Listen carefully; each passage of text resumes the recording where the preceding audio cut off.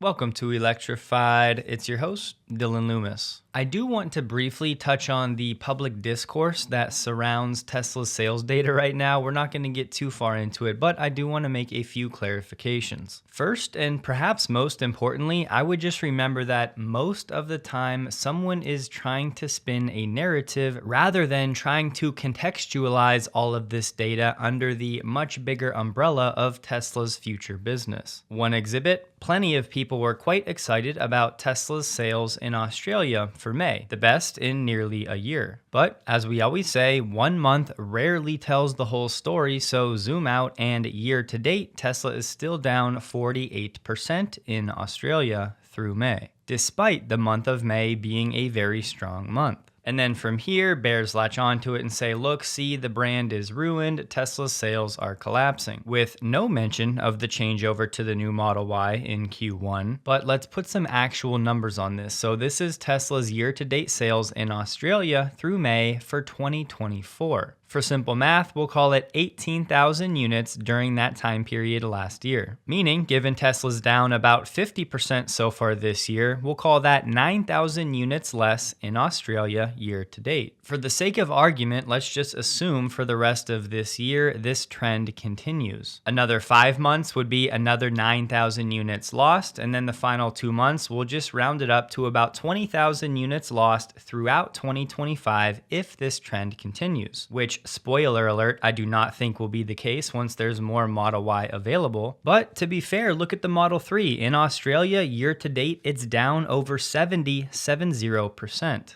So in a very bearish scenario in Australia, would 20,000 units really move the needle for a company expected to do around 1.7 million for the year? In my opinion, no, not really. Is it optimal? Also no, but let's find the middle ground here. It doesn't always have to be all or nothing. I can already hear people saying, okay, well that's one market, what about Europe? I'm glad you asked. The latest data we have is January through April, and this is the EU, EFTA, and the UK, so as broad as we can get. Forgetting about the percentages because those can be misleading, January through April, across those locations, Tesla is down about 39,000 unit sales. Then, assuming the same ultra bearish scenario, extrapolating that over the final 8 months of this year would mean a sales decline of 117,000 units throughout 2025. Adding Australia, that would take us to 137,000 units less for this year. But I think most of us would agree that's a quite ridiculous assumption given that we're expecting Tesla sales to rebound throughout the second half of this year. So again, even if things collapsed for Tesla all year, they would still go from doing maybe 1.7 million down to 1.5 worst case scenario. So would it be that big of a deal with more affordable models, robotaxi, energy, Optimus, Semi, and Cybercab right around the corner? You already know my answer is no, but you all have to answer for yourself. For what it's worth, frankly, my Tesla thesis would not change even if Tesla sold 1.2 million units this year. So we will of course keep tabs on all of this, and I am curious where Tesla's steady state demand is globally, and I'm confident we'll get that in Q3 of this year when the readings are more clear. So my point, just don't buy into all of the hype or all of the doom that seemingly everyone is trying to spin with every data point that comes out. It's exhausting and completely unnecessary. And the way I see it really is missing the forest for the trees. And in case you've forgotten, unlike other countries, Australia has no regulatory barriers to FSD. And you guessed it, I'm guessing when that can go wide, that will certainly be a demand lever for Tesla. And to all my Australian and New Zealand mates, you can now transfer EAP or FSD to a new 3-year Y if you take delivery by the end of June. Speaking of FSD, how about this? The EU is proposing watering down its strict rules on autonomous vehicles to adopt looser US regulations. Why would they do this? Well, in an effort to get the Trump administration to retreat on the tariffs he has put on imported cars and car parts across the EU. This has been discussed by leaders now for a couple weeks, and and they said in the hour-long call, the executives voiced concerns around negotiations and the 25% tariffs facing both vehicle imports and auto parts. Now, if you're thinking to yourself, wait a second, wouldn't this really benefit Tesla, an American company, effectively allowing them to roll out FSD much easier across the EU,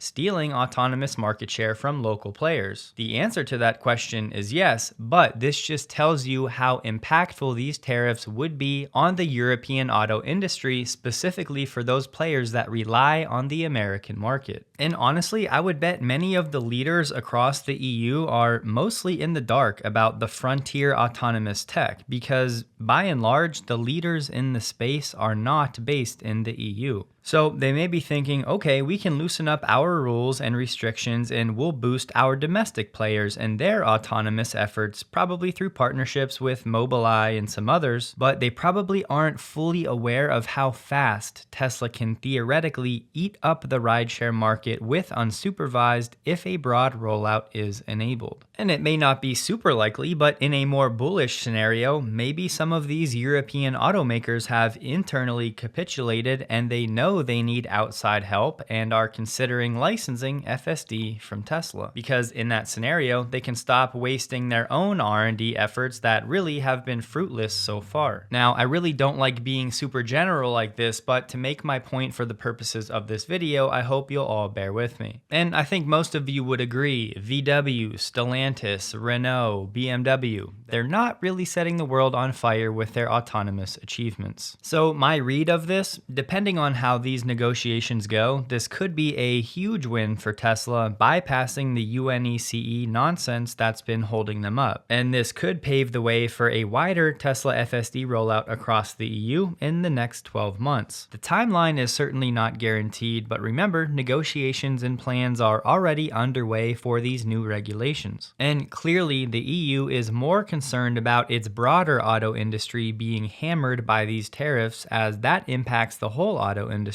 not just the autonomous sector. And yes, we know the future is autonomous, but it's going to take years and years for that reality to play out. Shout out to Keys for sharing this news item, and I will say it's from Politico, so make of that what you will. But there's at least a chance that this tariff game ultimately pays off in a pretty big way for Tesla, so we'll wait and see. We've all been together long enough. Nowadays, I just want to keep it as real and authentic as I can. My schedule is jam-packed right now, but around 2 to 3 times per day, I take 10-minute break periods to unwind, relax, regroup, and just breathe. During these breaks is usually when I'll catch up with what's going on in the world for a bit. I was doing this on X for a while, but there are just too many opinions on X for when I just want straight up actual news. Not nonsense or noise that people try to turn into news. And I want my consumption of the news to be peaceful and relaxing, not aggravating or biased. And so this is the best way I've found to do it, Ground News, and using their mobile app. And yes, they sponsor the channel, but I'm telling you, it's a very nice experience. Many of you already love the platform, likely because it tells us all of the political bias ahead of time, so I can clearly see what either side of the political aisle is up to. I can sort by only articles that have very high factuality. I can see who owns each source, which can expose even more bias. And it helps me track my own news consumption so I can stay balanced and make sure I'm getting out of any echo chambers I'm in. So it's pretty simple. I love the platform and it's a staple in my daily routine, and I do think many of you would really enjoy it as well. And I really am eager to support Ground News, especially in this media climate, so if you'd like to do the same, you can head to ground.news/electrified linked below, or you can use my QR code to get 40% off the Vantage plan for unlimited access. Now, on a similar point, I'm seeing a lot of people thinking that Elon just jeopardized the whole plan, meaning the federal framework for autonomous vehicles across the US is now in jeopardy because of Elon pushing back on the big beautiful bill. I'm sure most of you have already seen Elon calling it a disgusting abomination, amongst other things. And you guys know I don't want to make this political, but I do want to say this is part of why I respect and admire Elon so much, because he says what he believes no matter the consequences. It's like just when most people outside of the Elon bubble are starting to think Elon is some MAGA hardliner, he comes out and says this. So no, he's not. He's just a first principles thinker, and I will always respect that, even if it's something that I disagree on, which in this case is not the case. So I just wanted to say, hopefully Elon and Trump built enough of a bond over the past year that this disagreement doesn't blow up the bromance. But even if they do go their separate ways, it seems like a huge stretch to assume Trump would blow up the federal autonomous framework just to stick it to Elon. And remember, there are other companies in the administration's ear about pushing for this. Tesla is not the only one. So I'd say maybe this does put a rift between Trump and Elon, where Elon isn't welcome to Trump family gatherings and they don't pal around on the phone anymore. But I cannot imagine the federal framework being axed over this. Too many people in the administration have already come out publicly and said how obvious it is to do this, and everyone in the industry is pushing for it. And need I remind us all that Tesla has achieved what it has largely without government support. Tesla has never and will never need the government to take over and become the most valuable company in the world. Whether it's government support or stupid regulations, it's always only ever been a tailwind or a headwind, not a make or break situation. So no matter what happens policy-wise, Tesla is incredibly well positioned. So I think these fears are way overblown, and my answer is no. Elon did not jeopardize anything, and he may even start winning back some people on the left after publicly going after this bill like he did. So it's great entertainment, but I think largely from a Tesla perspective, it's mostly noise. We won't dive into this one, just to point out that it happened.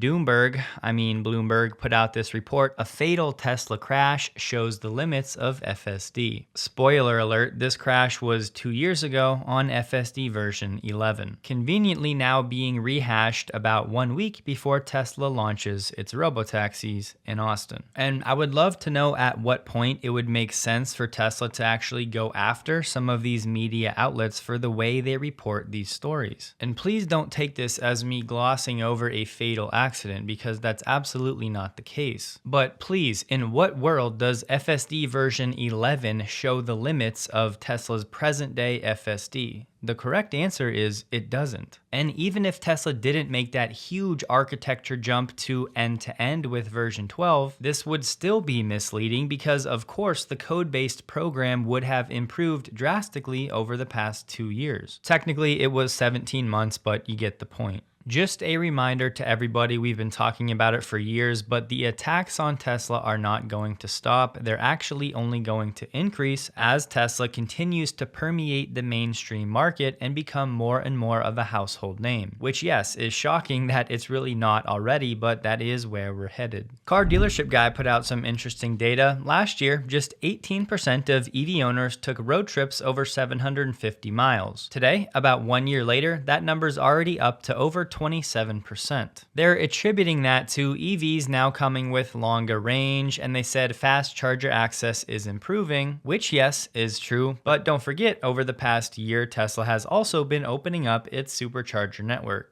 I've also seen people saying that the EV future is now dead, given the political wins and policy changes and legacy auto pivoting to hybrid and back to combustion. But again, don't get lost in the noise. We know EVs are just better, and way better. Other automakers can't make them profitably yet, but in time, as battery costs come down and EV supply chains grow, that will change. Now, it's true this transition is going to take longer than many of us would hope, and it is going to be hard to break into the next wave after the early adopters. But autonomy will turn heads, more affordable models should unlock a new market, and legacy auto will drag its feet, but they also know the future is electric, and most are actively working on their next-gen EVs after they realize they can't just slap a battery on an ICE car. So another few years, and hopefully they can release some solid EV offerings to help Tesla drive this transition. The public charging will continually get better with Iona and Tesla, and this is undoubtedly still our future. The model has already been proven by Tesla, it's just going to take longer than we thought. Just a periodic reminder, I think it's important everybody knows Elon shared $0 has been his compensation now for 7 years, despite increasing Tesla's value over 2,000%. This, of course, because his 2018 pay package is currently rescinded. So, to everybody that likes to call Elon a part-time CEO, just don't forget this fact. In case you saw these pictures of what appeared to be Optimus with this TikTok influencer, as far as we know, this is fake and or CGI, as Elon replied saying no idea who that is. Now look, is there a world where Elon is just out of the loop, like he didn't know about the cyber spoon that was being promoted in China? I'd say yes, it's possible, but for now, we just don't know what's going on and I wouldn't make anything of it. Tesla's Model 3 and Y are now on the list of 124 EV and hybrid models in a Chinese government-backed campaign to promote sales in rural areas. To date, Tesla vehicles have not been included in this campaign, but this is the first year they're now on the list. I'm not expecting this to move the needle materially, but it's better than not being on the list. The Tesla Megapack account put out a very long and informative post really talking about grid forming and the differences between grid following, specifically talking about Megapack and the overall reliability of the grid as we continue to add more renewable resources. Now, I'll have it below if you want to read the whole thing, but effectively Tesla's Megapacks can do both. They can be set to grid following and they can be set to grid forming. This all has to do with how the inverters work. So with grid following, they basically rely on the existing stable grid to function. But as we add more and more renewable energy, the grid can become less reliable. The easiest way I've found to think about these grid following inverters is that they follow the grid's voltage and frequency, so they basically just sync their output to match whatever it is. So if the grid is strong and reliable,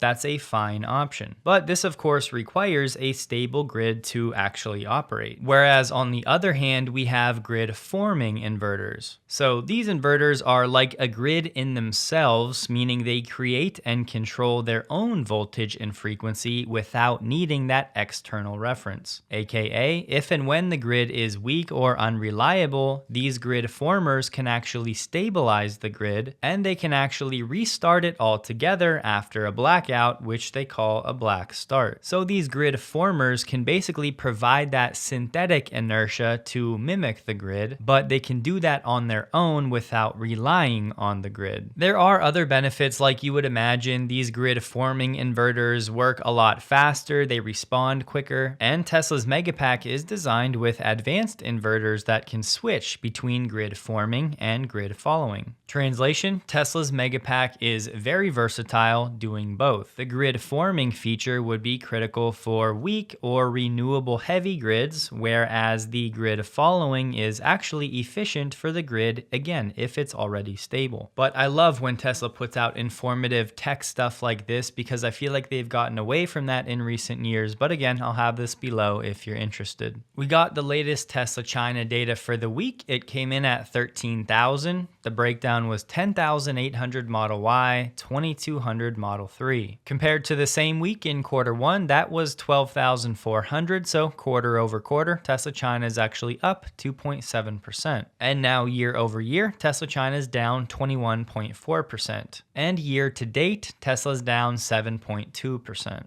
I wanted to zip through that to jump back to our monthly chart as we got the wholesale number for May came in 61,662. May last year was over 72,500. Thus, zooming out year to date, January through May, Tesla China is down 17.6% from a wholesale perspective. We do not yet have the domestic export or production numbers, but we'll come back to this when we have them. But for now, you can see domestically, things are basically flat for Tesla in China through April, and it's the export figure that's down 43%, which of course ties into the first segment we covered today. A fun fact, the Tesla semi fleet has already saved more than 1 million gallons of diesel. Alex Potter from Piper Sandler said Tesla's the only car company that's trying to source batteries at scale without relying on China. Eventually, Tesla will be making its own cathode, refining its own lithium, building its own anodes, coating its own electrodes, assembling its own cells, and selling its own cars. No other US company can make similar claims. Elon responded saying it's important, albeit extremely hard work, to localize supply chains to mitigate geopolitical risk. As we know, there are plenty of things that are not well or widely understood about Tesla. This one is definitely somewhere near the top of the list. Just to put a thought out there, I think one of the biggest unanswered questions about Tesla's unsupervised rollout is how the insurance is going to work. Yes, naturally, we would assume that Tesla insurance would cover the initial risk, but as we know, that's only available in select states. Now, of course, we have some time before personal vehicles are able to be added to the network,